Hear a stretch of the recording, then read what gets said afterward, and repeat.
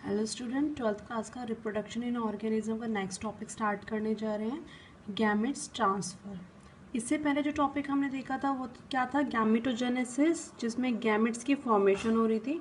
बेटा pre reproductive stage में, pre fertilisation stage के अंदर सबसे पहले गैमेट्स की फॉर्मेशन होती है, दैट इज़ गैमेटोजेनेसिस। उसके बाद गैमेट्स का ट्रांसफ़र होता है। तो इस टॉपिक में हम देखेंगे क्या, गैमेट्स किस तरीके से ट्रांसफ़र हो रहा है। तो आफ्टर देयर फॉर्मेशन, गैमेट्स के बनने के बाद mail and female gametes must be physically brought together, साथ में आने चाहिए टू फैसिलिटेट फ्यूज, तभी तो उनमें फ्यूजन होगा, फर्टिलाइजेशन जिसे हम बोलते हैं।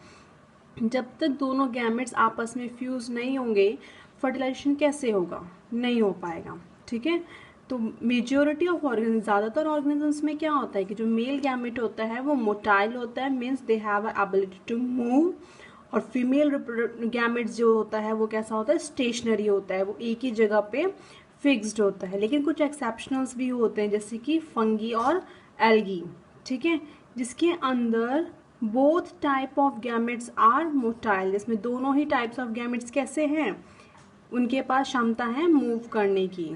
ठीक है, there is a need for the medium, उनको क्या चाहिए, मूव करने के लिए कोई ना कोई मीडियम तो चाहिए उनको, जिससे कि वो क्या कर सके, मूव कर सके।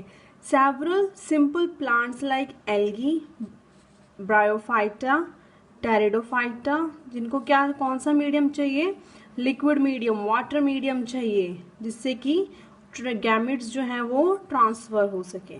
ठीक है, large number of male gametes however fail to reach the female gametes. अब देखो, जब बॉडी के बाहर फर्टिलाइजेशन हो रहा है तो वहाँ का टेम्परेचर बहुत ही अनकंफर्टेबल होगा, इसलिए, और मेल को बहुत सारे मेल गैमेट्स इसीलिए प्रोड्यूस करने पड़ते हैं टू कंपनशिएट दिस लॉस।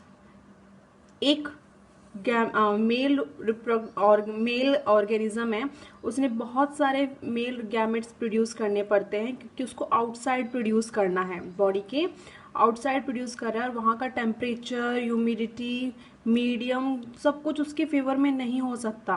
तो इसलिए उस सब चीज़ों को कंपनसेट करने के लिए उसको अपना नंबर इंक्रीज करना पड़ता है, so that at least few gametes can fuse.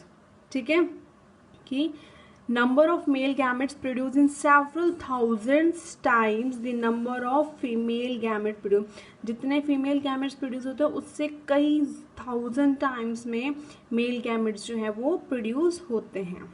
ठीक है, in seed plants की अगर हम बात करें तो pollen grains are the carrier of male gametes। ठीक है, मेल गैमेट किसके अंदर होता है, पोलन ग्रेन के अंदर होता है, और एग किसके अंदर होता है, ओव्यूल के अंदर होता है। ठीक है, तो पोलन ग्रेन प्रोड्यूस होता है कहाँ से, एंथर से। ओके, और वो ट्रांसफर होके कहाँ जाता है, स्टिग्मा पे। और वहाँ पे क्या होता है, फर्टिलाइजेशन होता है।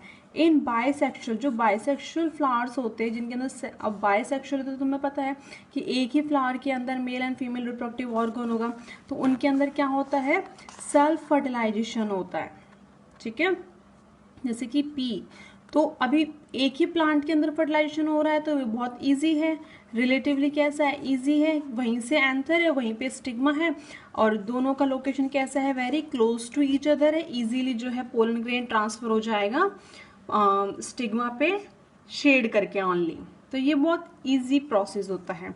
लेकिन जो क्रॉस पॉलिनेशन होते हैं, ठीक है, जो डाइशियस प्लांट हैं जिनमें क्रॉस पॉलिनेशन होता है, तो उन केस में क्या होगा कि दूर दूर प्लांट हो सकते हैं, है ना, तो एक प्लांट से एंथर में से पोलन ग्रेन उड़ करके दूसरे प्लांट के फ्लावर के स्टिग्मा पे आके स्टिक होगा, तो उस प्रोसेस को क्या बोलते हैं हम, pollination, means transfer of pollen grain to the stigma. Pollen grain transfer होके कहाँ जा रहा है, स्टिग्मा पे आ रहा है। ठीक है, तो pollen grain germinate on a stigma. अब जब स्टिग्मा के ऊपर पोलन ग्रेन आकर के स्टिक हो गया है, ठीक है, तो अब ये यहाँ से क्या प्रोड्यूस करेगा, पोलन ट्यूब प्रोड्यूस करता है। ठीक है, तो पोलन ग्रेन क्या प्रोड्यूस करेगा, पोलन ट्यूब, और इसी पोलन ट्यूब में क्या होते हैं, गैमेट्स होते हैं जो ओव्यूल्स पे रीच करेंगे, वहां पर डिस्चार्ज हो जाएंगे दोनों मेल गैमेट्स और फ्यूज कर जाएंगे एग के साथ। ठीक है, समझ में आ गया। उसी को बोलेंगे हम क्या, फर्टिलाइजेशन। डाइशियस एनिमल्स जो होते हैं हमारे, जिसमें male and female gametes are formed in different individual, तो उनके अंदर एक स्पेशल मैकेनिज्म शो होता है जिसकी वजह से दोनों गैमेट्स आपस में फ्यूज करते हैं। ठीक है, उसी प्रोसेस को क्या बोलेंगे हम, फर्टिलाइजेशन। क्लियर है यहाँ तक। अभी आ जाओ, नेक्स्ट फेजेस कौन से थे जो हम इवेंट्स देख रहे थे। ठीक है, जो हम यहाँ पे इवेंट्स देखे थे, प्री फर्टिलाइजेशन इवेंट, जिसमें हमने गैमेटोजेनेसिस और गैमेट ट्रांसफर देखा था। तो दूसरा टॉपिक क्या है हमारा, फर्टिलाइजेशन।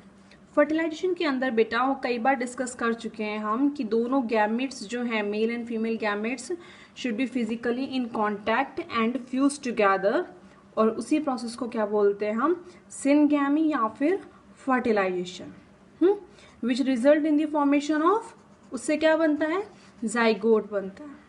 क्लियर है। अभी यहाँ पे देखो, in some organism like rotifer, honey bee and some lizard and birds, इनके अंदर कुछ कंडीशंस के तहत, मतलब undergo development, without fertilization organism produce हो रहा है। देखो इस केस के अंदर फर्टिलाइजेशन नहीं हो रहा, विदाउट फर्टिलाइजेशन बोला हुआ है। ठीक है, गैमेट्स का फ्यूजन आपस में नहीं होता, बिना फर्टिलाइजेशन के कोई नया ऑर्गेनिज्म प्रोड्यूस हो रहा है, तो उस फिनोमेनन को क्या बोलते हैं हम, पार्थिनोजेनेसिस। ठीक है, आगे भी तुम इसके बारे में पढ़ोगे, 11th क्लास में भी तुमने पढ़ा होगा कि जो बनाना है वो भी पार्थिनोजेनेसिस की वजह से ही प्रोड्यूस होता है, इसलिए उसके अंदर सीड नहीं होती। ठीक है, वेयर डज सिनगैमी अकर। अब देखो सिनगैमी मीन्स फर्टिलाइजेशन, फर्टिलाइजेशन कहाँ हो सकता है, फर्टिलाइजेशन बॉडी के अंदर भी हो सकता है, फर्टिलाइजेशन बॉडी के बाहर भी हो सकता है। अगर बॉडी के बाहर हो रहा है तो उसको क्या बोलेंगे हम, एक्सटर्नल फर्टिलाइजेशन, और अगर बॉडी के अंदर हो रहा है तो उसको क्या बोलेंगे हम, इंटरनल फर्टिलाइजेशन।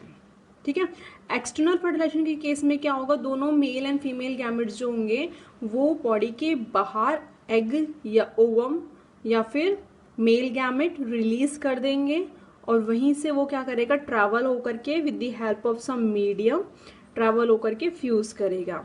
ठीक है, for example bony fish, frog, where a large number of offspring are produce.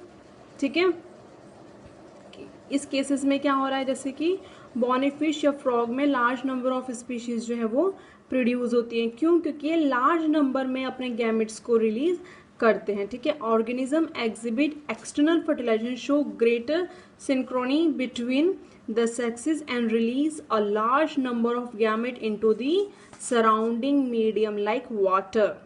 ठीक है, enhance the chance of syngamy. Fertilization की प्रोबेबिलिटी को इंक्रीज करने के लिए वो लार्ज नंबर ऑफ गैमेट्स जो है रिलीज करते हैं मीडियम में। Large number of gamete release करेंगे तो हो सकता है कि एटलीस्ट कुछ तो सेव रह जाएंगे, है ना, और फर्टिलाइज कर जाएंगे। अगर ज़्यादा फर्टिलाइज करके तो प्रोजेनी भी उनकी लार्ज नंबर में प्रोड्यूस होती है। ठीक है, देखो इस फर्टिलाइजेशन का कुछ डिसएडवांटेज है। डिसएडवांटेज क्या है कि offspring are extremely vulnerable to predator threatening their survival up to adulthood. देखो बॉडी के बाहर जो है वो प्रोजेनी प्रोड्यूस हो रही है, अब जब तक वो अडल्ट कंडीशन में नहीं आती है तो वो उसमें हमेशा डर लगा रहता है कि कोई प्रीडेटर उनको ना खा जाए। जैसे कोई फ्रॉग एग ले करती है तो हो सकता है कोई फिशेज उनको खा जाए, है ना। तो इस कंडीशन में यहाँ पे क्या रहता है, डिसएडवांटेज रहता है एक्सटर्नल फर्टिलाइजेशन का, क्योंकि हमेशा डर बना रहता है कि कोई भी प्रेडेटर आकर के उन गैमेट्स को या उन जाइगोट को फर्टिलाइजेशन के बाद भी जाइगोट्स को उनको खा सकते हैं। ठीक है, नेक्स्ट देखो टेरेस्ट्रियल ऑर्गेनिज्म जैसे कि फंगी है, हायर एनिमल्स हैं, रेप्टाइल्स, बर्ड्स, मैमल्स हैं, majority of plants like bryophyta, pteridophyta, gymnosperm, angiosperm, सब के अंदर क्या हो, कहाँ फर्टिलाइजेशन होता है, सिनगैमी कहाँ पे होती है, इंटरनली होती है, इनसाइड होती है। ठीक है, इसलिए इसको क्या बोलते हैं हम, इंटरनल फर्टिलाइजेशन। ठीक है, एग फॉर्म होता है inside the body, female body, where they fuse with the male gamete, जहाँ पर वो मेल गैमेट्स आपस में फ्यूज कर जाते हैं।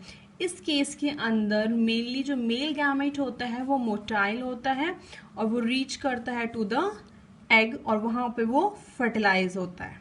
ठीक है, अगर हम सीडेड प्लांट्स की बात करें तो नॉन मोटाइल मेल गैमेट्स जो हैं वो फीमेल गैमेट्स के पास पहुंचते हैं और वहाँ पे पोलन ट्यूब बना करके फर्टिलाइजेशन कराते हैं।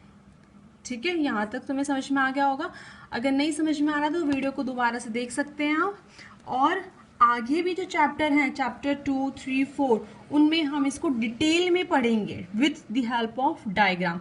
तो वहाँ पे श्योरली आपको सारी टर्म्स और सारा प्रोसेस समझ में आ जाएगा। Okay, thank you, have a good day.